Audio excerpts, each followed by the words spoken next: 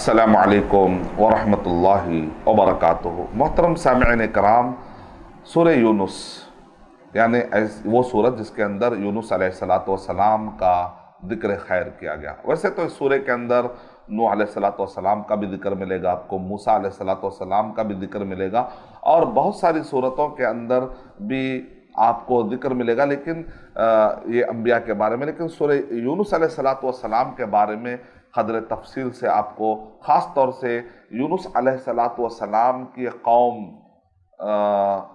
जो है, ऐन अज़ाब, जब अज़ाब आया तो उससे ऐन अज़ाब के मौके पर वो ईमान लाई। नतीजे में ये ऐसा वाक़या जो है यहीं पर हमें मिलता है कि अज़ाब आया और टल गया, क्योंकि यूनुस अलैहिस्सलातु वस्सलाम जब चल पड़े, यहाँ तक कि वो पानी में जो है उनको डाल दिया गया और पानी में जब वो यहाँ तक कि एक बड़ी मछली ने आकर उनको निगल लिया, तो यूनुस अलैहिस्सलातु वस्सलाम पर जो हालात गुजरे और यूनुस अलैहिस्सलातु वस्सलाम विर्द करते रहे, ला इलाहा इल्ला अंता सुब्हानका इन्नी कुन्तु मिनज़ ज़ालिमीन, ला इलाहा इल्ला अंता सुब्हानका इन्नी कुन्तु मिनज़ ज़ालिमीन, ला इलाहा इल्ला अंता सुब्हानका इन्नी कुन्तु मिनज़ ज़ालिमीन। ये मछली का जो एक मशहूर वाक़या, यहाँ तक के सही सालिम उस मछली ने लाकर नूह अलैहिस्सलातु वस्सलाम को समंदर के किनारे पर छोड़ दिया। जब अल्लाह सुब्हानहू व तआला की मशीयत शामिल हो जाती है, जब अल्लाह ताला कुन फयकून वाला मामला होता है, जब अल्लाह ताला कुन कह देते हैं तो अल्लाह सुब्हानहू व तआला के मर्जी से पूरी कायनात चलती है।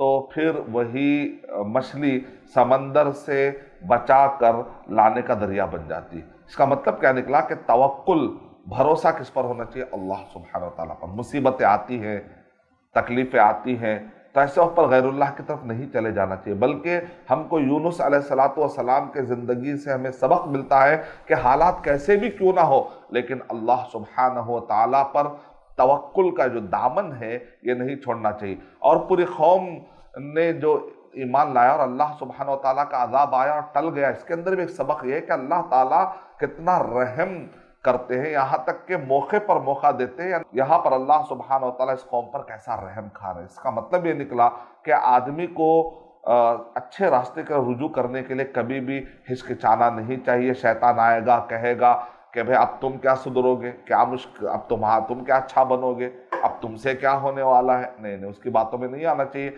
अल्लाह की तरफ रुजू होना अल्लाह ताला को बहुत पसंद है। तो नूह अलैहिस्सलातु वस्सलाम की ज़िंदगी, मूसा अलैहिस्सलातु वस्सलाम की ज़िंदगी और यूनुस अलैहिस्सलातु वस्सलाम की ज़िंदगी तवक्कुल पर मबनी है। तो सूरह यूनुस ये सूरह नंबर 10 है। तो अगर आप गौर करके देखेंगे कि सूरह यूनुस के अंदर ये ख़ास तौर से हमें तवक्कुल के दर्स मिलते हैं। इसके बाद की सूरतें, सूरह हूद भी तवक्कुल के आला मिसाल है, इसी तरह सूरह यूसुफ भी तवक्कुल के आला मिसाल है। सूरह यूनुस से लेकर सूरह हज सूरह नंबर 22 तक, यानी लगभग 12 सूरतों में अक्सर आप देखेंगे कि मक्की सूरतें। हाँ, कुछ आयतों के बारे में कहा गया कि वो मदनी सूरतें होने के इम्कानात है।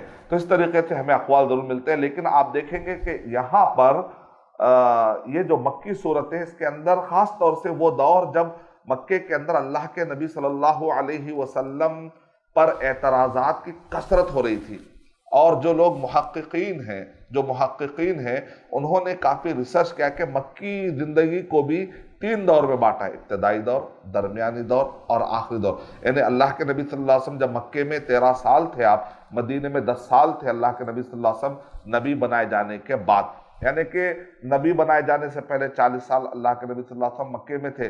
नबी बनाए जाने के बाद अल्लाह के नबी सल्लल्लाहु अलैहि वसल्लम 13 साल मक्के में थे। बाद में अल्लाह के नबी सल्लल्लाहु अलैहि वसल्लम 10 साल आपने मदीने के अंदर आपने ज़िंदगी गुजारी है। जो 13 साल है, इसको भी 3 दौर में अहले इल्म ने बांटा है। पहला दौर आपको ऐसा लगेगा कि अल्लाह के नबी सल्लल्लाहु अलैहि वसल्लम इब्तिदा कर रहे हैं और हल्के हल्के एतराज़ात आ रहे हैं। सेकेंड दौर में ऐसा लगेगा कि एतराज़ात की कसरत है।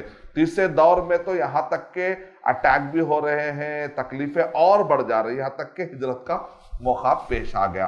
तो आपको सूरतों के अंदर आपको ये चेंजेस नज़र आएंगे। पहला दौर, दूसरा दौर, तीसरा दौर।